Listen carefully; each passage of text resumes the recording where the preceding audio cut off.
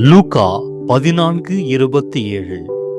தம் சிலுவையை சுமக்காமல் என் பின் வருபவர் எனக்கு சீடராய் இருக்க முடியாது.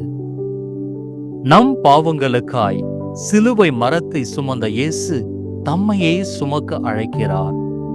ஒன்று, நாம் சுமப்பது சிலுவை மரம் அல்ல, அதில் மரித்து உயிர்த்த இயேசுவையே என்று உணர்வோம். 2, சிலுவையில் தொங்கும் இயேசுவை போல் அனைத்தையும் துறந்து வாழ முடியும் என்று நம்புவோம்.